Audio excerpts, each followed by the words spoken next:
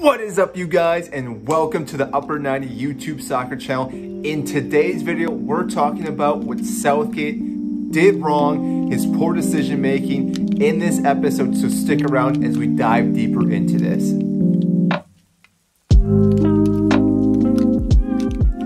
For those that don't know who I am, my name is Mike, huge Chelsea fan, which is why I'm talking about England today. Now, if you are new to this channel, make sure to like and subscribe down below.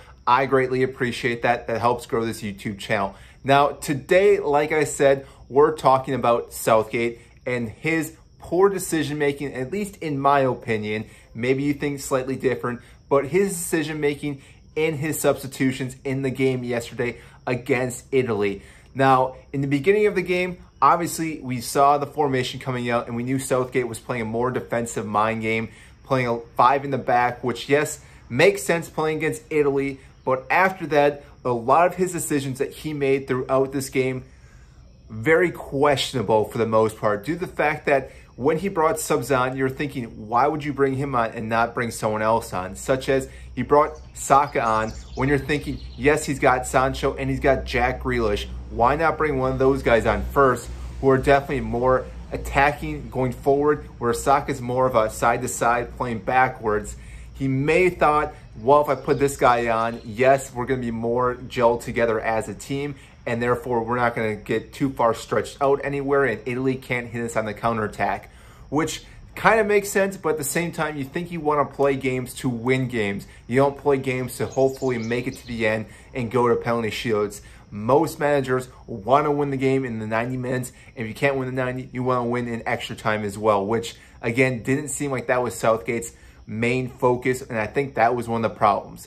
My other issue I have with this is when he did go to the PKs, he decided to bring on Sancho then and Rashford with 1 minute left to go in the game. So they didn't get any time really into this game. Yes, the ball was being kicked around for a while, but make that sub a lot quicker then so that those guys can get onto the pitch, get their legs a little warmed up, get a few touches on the ball before taking the penalty, because this was the main issue with Southgate that I have, that I think if he could go back, he would change this, because what he did, to me, is just one of those things that you shouldn't do, and that was he put his two veteran PKers up first. You had Harry Kane and Harry Maguire, and yes, those two guys did score, and they converted with two great penalties.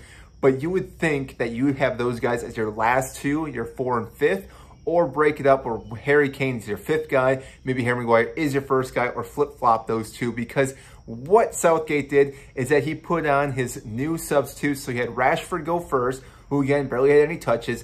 Then he put Sancho on, again, barely had any touches. And then he has the audacity to have a 19-year-old Saka be the 5th penalty taker with so much pressure on this that I just don't blame Saka for missing this, because the fact that if he misses, Italy win, England lose, you want a guy that's going to be calm, cool, and collective. And that's where, like, Harry Kane, possibly Jack Grealish, maybe Trippier, or maybe Luke Shaw, someone else on the squad that has a little more confidence, a little more, how do I want to say this, that's not going to be worried about missing. Whereas Saka, you could already see on his face before taking that penalty that he was worried about taking it. And then we saw him miss it, and you just saw the life just go out of him. And I feel so bad for this player because, again, being at 19 years of age, it's difficult to ready and to have all that pressure on you to then miss it.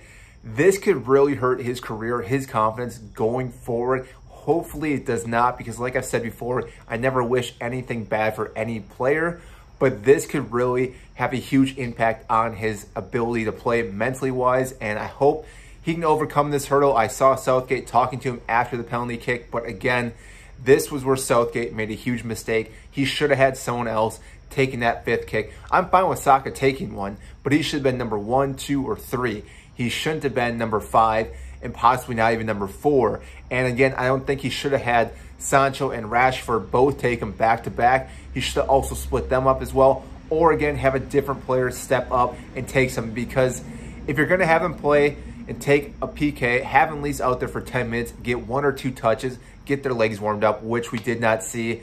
And again, this is my just one take on Southgate. Overall, I think he did a great job throughout this tournament, but that was a huge fumble, a huge trip up where he messed up and should have made a better decision. And like I said, I'm sure he probably woke up today and thought about this, and he's probably gonna be thinking about this for a very long time, which again, I feel sorry for him as well that he's gotta think about this, but those were the decisions he made, and I think they were the wrong decisions.